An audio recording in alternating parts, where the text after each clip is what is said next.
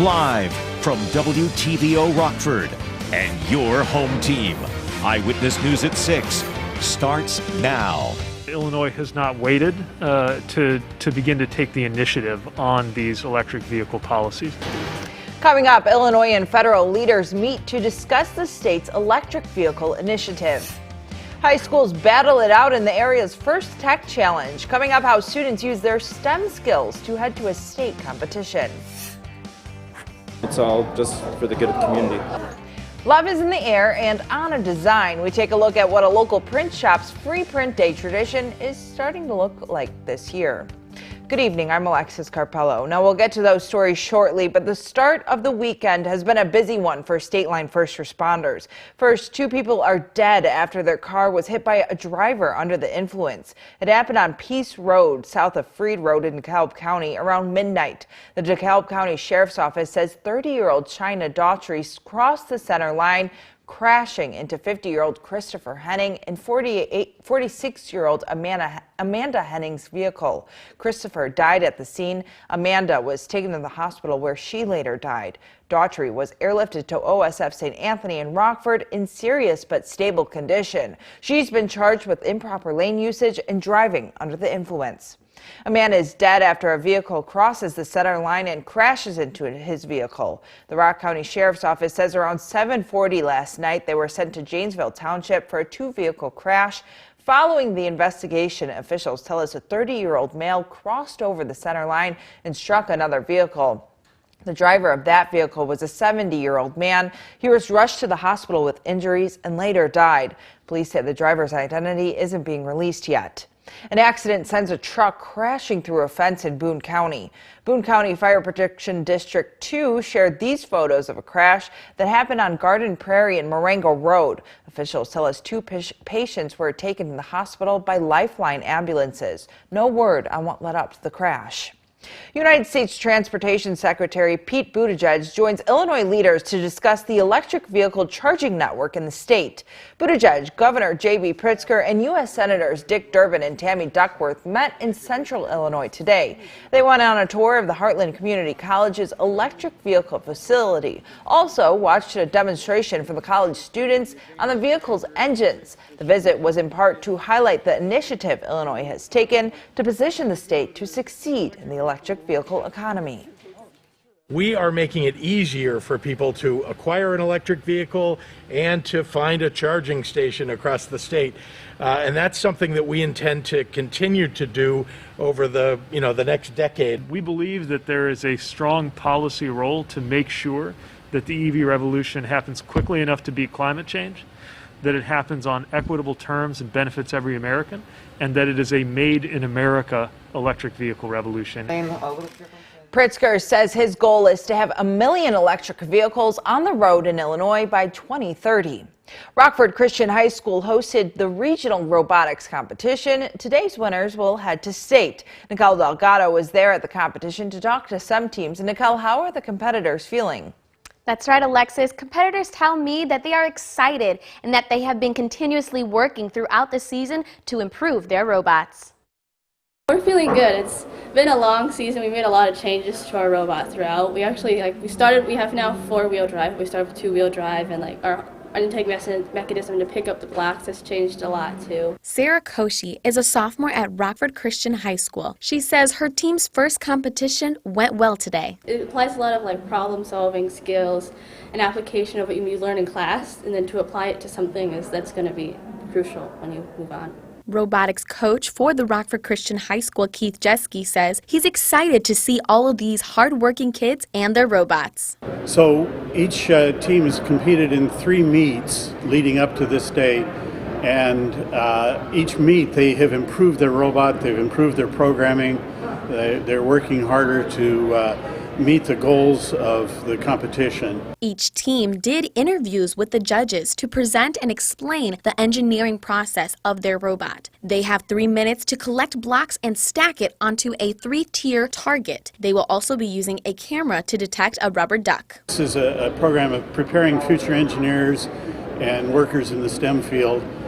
So it's programming, it's designing, it's engineering, it's building, but it's also the process that they're going through.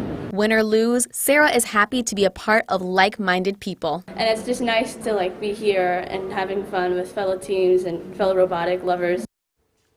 There were only 23 teams competing against each other today, but there will only be 5 advancing to state in March. The Rockford Christian Robotic Lions are one of the 5 teams heading to state. Alexis? All right, thanks, Nicole. Love is in the air at a local t-shirt print shop. The Rockford Art Deli hosted their first free print day of the year in honor of Valentine's Day. We Are Rad Together is this year's design. The shop's employees tell us they enjoy seeing the community come out to these events. I think people really like the free print day. It's just a way to get people out and get them in the community. It's just another way to have people representing each other and being together, as a community. To see when the next free print day is, find this article by using the My State Line app. Parents of kids under 5 will have to wait a little longer to get their children protected by the COVID-19 vaccine. Phil Lipoff explains more. This morning, a major setback in the rollout of COVID-19 vaccines for children under the age of 5. Pfizer delaying its request for FDA approval of its 2-dose vaccine for the age group. It makes sense for us to wait until we have the data from the evaluation of a 3rd dose before taking action. The FDA's Committee of Independent Advisors says it will now be about 2 months before any word on approval, leaving some parents concerned. So long as all of our family members are vaccinated, I think we're somewhat comfortable, but obviously it provides another level of protection if our daughter was also vaccinated as well. I understand that parents are anxious. The best thing that parents can do out there is what they have been doing. Have your kids mask up when appropriate. The FDA is, however, authorizing a new monoclonal antibody treatment from Eli Lilly that shows promising results fighting Omicron. The therapy will be given to COVID patients early on in their infection. And a new study from the CDC suggesting the effectiveness of boosters may be reduced after 4 months from 91 to 78%. Nationwide, the U.S. continuing to see a drop in positive cases, and some mask mandates are being lifted. But health officials caution Americans to keep the numbers in perspective. Nearly 99% of U.S. counties are still reporting high transmission rates. In New York City, workers protesting COVID-19 vaccine mandates as 3,000 workers face termination. Karen Rosado has been an FDNY paramedic for 10 years. We want to make sure that it's known that we're not quitting. We're being terminated on our choice. Hundreds of American troops prepare to ship out to Eastern Europe as the Biden administration works to avoid a Russian attack on Ukraine. Our Washington correspondent Basil John reports on the latest as he's keeping you connected to the nation's capital. President Joe Biden and Russian President Vladimir Putin spoke for more than an hour about the continuing Russian military buildup on the Ukrainian border. A statement from the White House says in part, President Biden was clear that if Russia undertakes a further invasion of Ukraine, the United States, together with our allies and partners, will respond decisively and impose swift and severe costs on Russia. A senior administration official says while the talks were constructive, President Putin did not make any promises nor agree to de-escalate. We have been as clear as we possibly can be. Secretary of State Antony Blinken spoke with the Russian foreign minister today. There are 2 paths forward, and it is ultimately up to President Putin to decide which path to follow. Defense Secretary Lloyd Austin also spoke with his Russian counterpart on Saturday. The Pentagon announced that 160 Florida National Guard troops who were deployed to Ukraine on a training mission have been ordered out of Ukraine. The U.S. also announced that the American embassy in Kyiv has been ordered to evacuate, and officials continue to urge U.S. citizens to leave Ukraine now. If you stay, you are assuming risk, with no guarantee that there will be any other opportunity to leave. The State Department emphasized that the U.S. will not risk U.S. service members' lives to evacuate American citizens who ignore their warning and choose to remain in Ukraine. Reporting in Washington, I'm Basil John. Now, your first warned weather forecast from meteorologist Jordan Wolf. Well, temperatures today are much colder than they were this time yesterday. We're already about 10 to 15 degrees colder than we were just 24 hours ago. The high temperature today was about 30 degrees cooler than it was yesterday. Temperatures right now still in the teens and single digits as we get out toward Iowa. Out there in Galena, 9 degrees. Still picking up a lot of cloud cover on our sky conditions as well. Dealing with a light breeze that's bringing wind chills down just a bit, down into single digits and below zero in some of our locations out there. So definitely feel a chill out in the air for this evening. Some of that sunshine did peek through the clouds earlier today, but lots of cloud cover showing up now in Rochelle. Our Mercy Health SkyTrack camera showing that right now. The satellite radar is showing that cloud cover as well. That brief little sunshine for the afternoon, but a lot more cloud cover on the back end rolling in ahead of this clipper system. That'll bring some light snow flurries, mostly toward the south of the viewing area, but could bring a flurry or two to us here this evening. Futurecast showing all that cloud cover moving through over the next couple hours. Those snow flurries peaking up just a little bit toward the southwestern part of the viewing area. Those will be pretty well moved out by the time we get into tomorrow morning. Temperatures down near single digits once again, just like they were this morning. A lot of sunshine for the afternoon, but cloud cover increases once again as we get another clipper system. This one gives us a little bit of a higher chance for some light snow showers and snow flurries. That's Sunday evening through Monday morning. Overall, just a light dusting of snow. Definitely want to brush that off, though, as temperatures will stay below freezing and get some slick spots there for early Monday morning. A lot of cloud cover for Monday morning, but our temperatures warm back up into the 30s there. Overnight tonight, back tonight, we see temperatures down to single digits once again. A chance of snow flurries, but very slight chance for those. The better chance comes tomorrow night. Temperatures tomorrow afternoon in the teens, 17 once again for our high. A little bit of sunshine for the afternoon. Cloud cover increases back into the evening, though. We like to look at the jet stream. This is the jet stream trough that's showing that quick dip in temperatures for the rest of the weekend. But behind that, a ridge is developing that will increase our temperatures pretty significantly over the next couple of days. Then we'll see another trough begin to develop. That'll drop our temperatures back down toward the back half of the week. So we look at our roller coaster ride here. Temperatures really increasing for the beginning part of the week, but then we drop right back down heading into Thursday. That's all because of this weather system that'll be moving in. That weather system could bring us some impactful weather, but still more than a few days out. So definitely something to keep an eye on as we progress into the rest of this week. So definitely keep an eye on that and keep tuned to the forecast. 7-day forecast showing warmer temperatures for Valentine's Day. 30 degrees there, 38 on Tuesday, near 50 on Wednesday. That storm system, though, brings our temperatures right back down heading into next weekend.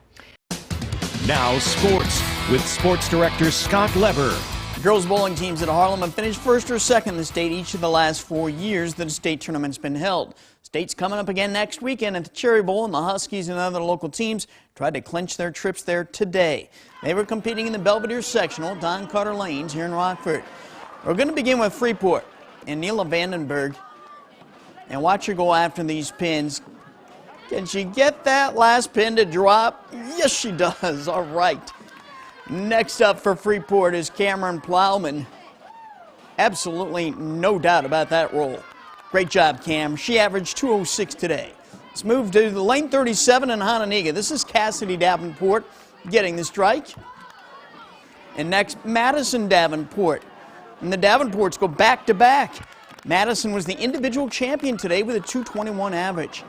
Hononegah senior Kylie Olson next. She was the individual champion at the regional last weekend, and that is why.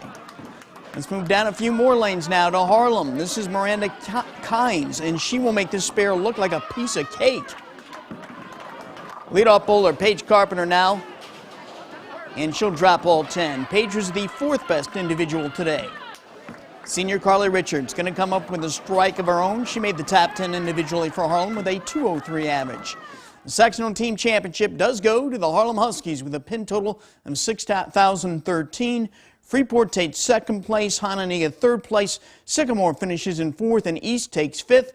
We'll be rooting for all of you next week at the Cherry Bowl, ladies. Well, the first IHSA Girls State Wrestling Tournament is coming up in 2 weeks, and we will have a strong contingent of local girls there in Bloomington. Today, all 4 of our NIC 10 girls won championships today at the Naperville Sectional. Hananiga's Angelina Cassiope at 100 pounds. Hananiga's Rose Cassiope there at 170 pounds. Boylan's Natavia Wixon at 135 pounds. And Freeport's Cadence Diddick at 120 pounds. Again, all four of them are sectional champs. All four won their championship matches by pins. And the boys' state wrestling tournament will be next weekend in Champaign. Several local wrestlers qualified for that today out of various sectionals. Too many to list here in our limited time. Ice Hogs go after their second win in 2 nights against the Chicago Wolves tonight. The Hogs won last night at the BMO 5-4. The rematch tonight is in Rosemont. And the Bulls go after their second win in 2 nights. They will host the Thunder. Big Ten hoops this afternoon in Madison. The Badgers and Rutgers under 11 minutes to play. Johnny Davis pulls up and drains a jumper. That put the Badgers up by a point. 4 minutes to play now. Paul Mulcahy gives Rutgers the lead back by draining a three-pointer. 62-60 at that point. Mulcahy next, the dish to Clifford Omori for the dunk. Rutgers gets his 3rd straight win over a ranked team, beating the Badgers 73-65. And that one hurts the Badgers. They're now half game behind the Illini, and the Illini will host Northwestern tomorrow afternoon. In another Big Ten game of note this afternoon, 17th ranked Michigan State beat Indiana 76-61. That was in East Lansing. Hey, let's get this Super Bowl thing underway, huh? I think we're all ready for the Rams and the Bengals to take the field. The Rams have been knocking on the door of a Super Bowl championship the past couple of years. Sean McVay is respected as being one of the best offensive coaches in the NFL, but he still needs that ring. You know, I know for me, I've been so fortunate to learn from a lot of veteran coaches that were willing to put their arm around me. A lot of these guys that have gone on to do great things, I learned from them that were a part of our staff. And I know I can speak from my experiences here. It's certainly being about trying to surround myself and being around people that are better than you, that you can learn from. And that's why I feel so fortunate. A lot of the good things that have happened here are a reflection of the surrounding people here. Jordan's back with one last look at our forecast. Yeah, we definitely dropped off quite a bit from what we had yesterday. We were in the 40s.